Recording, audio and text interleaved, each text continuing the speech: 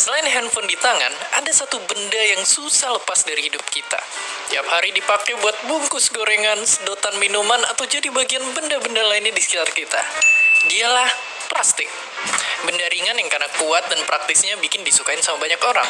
Tapi, masalah terus muncul. Karena gara-gara ulah kita juga, sampah plastik kini jadi ada di tanah, di sungai, dan sampai bikin benua sendiri di samudra di sana. Sekarang kita mungkin makin ngeri. Mikirin seberapa banyak sih sebenarnya sampah plastik di dunia.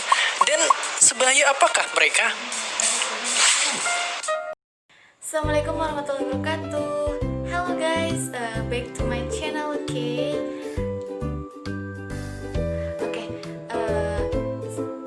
Pada video kali ini aku akan memberikan contoh pemerintah masyarakat dalam menangani masalah sampah. Udah lihat dong cuplikan aku yang di pas awal. Nah, caranya gimana? Dari awal sampai ke akhir, yuk tonton terus, jangan sampai enggak ya gengs.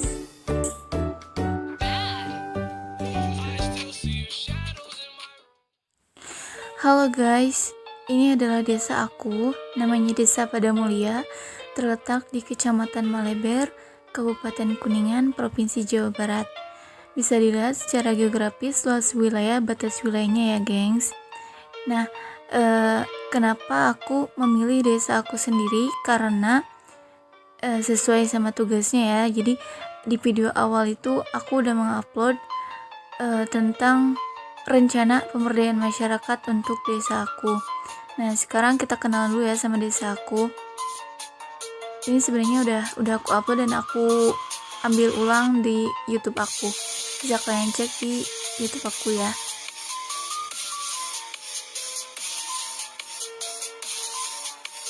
Guys, jadi aku tuh lagi ada di sungai. Nah, sungai yang biasa warga gunakan bukan hanya untuk mandi atau mencuci baju, tapi juga, nah ini bisa dilihat, untuk membuang sampah. Nah, di sini tuh banyak sampah dari warga-warga yang tidak bertanggung jawab yang mereka buang ke sini gitu. Bisa dilihat kondisinya ya. Assalamualaikum warahmatullahi wabarakatuh. Ketemu lagi sama aku Rizka Risnayanti, dan di sini aku ada di Balai Desa Padamulia. Kita akan berbincang-bincang sama Kepala Desa Padamulia. Yuk kita simak yuk. Penanganan sampah untuk kedepannya insya Allah lagi berusaha untuk membuang sampah tidak sembarangan tempat dengan cara bikin tong sampah di setiap dusun dan untuk membuat penampungan di titik-titik untuk yaitu pembuangan sampah. Itu aja. Mungkin itu rencana kerja saya sebagai kepala desa pada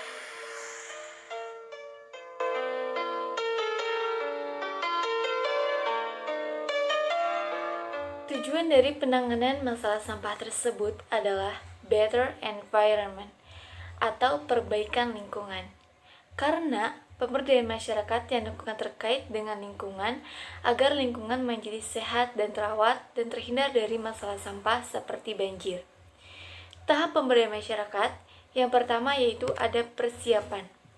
Maka kita harus memiliki ide atau saran yang akan digunakan untuk mengatasi masalah sampah.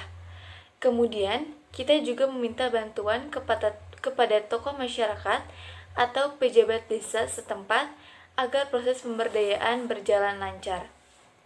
Yang kedua, pengkajian asesmen. Dalam hal ini, kepala desa menyampaikan terkait masalah sampah bahwa yang pertama, akan diadakan kewajiban bagi warga untuk memiliki tempat sampah minimal 2, seperti tempat sampah organik dan anorganik. Yang kedua, yaitu akan dibuatkan TPA setiap dusun.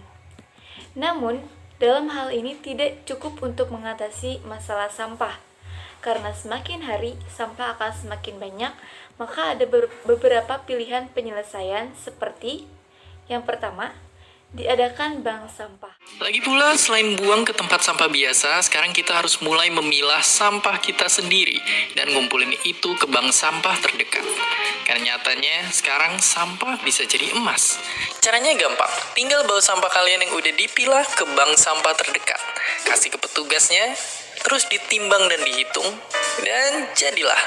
Bahkan 2 kilo sampah aja udah bisa jadi logam mulia. Dalam hal ini, harus ada pihak yang mengelola sampah yang telah dipilah. Kemudian, sampahnya sendiri ada 3 tempat. Yang pertama, sampah organik, kedua, sampah anorganik, dan yang ketiga, sampah B3. Yang kedua yaitu adanya kegiatan daur ulang sampah, seperti menyulap sampah menjadi barang yang memiliki nilai jual. Dalam hal ini, yang berperan sebagai peserta pemberdayaan adalah warga yang tidak memiliki penghasilan guna menambah lapangan pekerjaan untuk kesejahteraan masyarakat. Kemudian, penentuan tempat untuk kegiatan pemberdayaan, mencari pendamping untuk mendampingi proses pemberdayaan, dan yang terakhir, memanage dana yang akan digunakan untuk pemberdayaan. Yang ketiga, yaitu tahap perencanaan alternatif program. Dalam hal ini, maka langkah yang harus dilakukan adalah yang pertama, mengadakan penyuluhan manfaat dari pemberdayaan masyarakat agar warga menjadi paham diadakannya pemberdayaan masyarakat.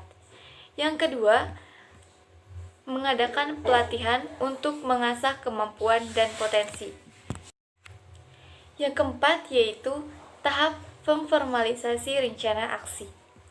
Maka dalam hal ini, agen perubahan membantu masing-masing kelompok untuk merumuskan dan menentukan program kegiatan apa yang mereka akan lakukan untuk mengatasi permasalahan yang ada.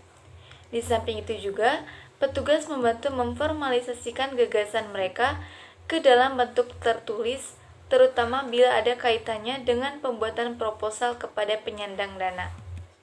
Yang kelima, tahap pelaksanaan.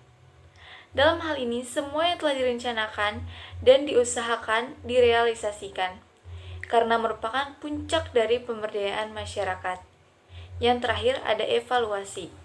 Perlu adanya evaluasi agar kekurangan dalam pemberdayaan dapat dijadikan pembelajaran agar pemberdayaan tetap berjalan. Thank you very much buat kalian yang udah nonton video aku. Jangan lupa like, komen, supaya aku makin bagus dalam buat videonya. Terus jangan lupa juga subscribe, oke? Tetap jaga kesehatan dan jangan lupa sama 3M, menjaga jarak, memakai masker, dan mencuci tangan. Stay healthy!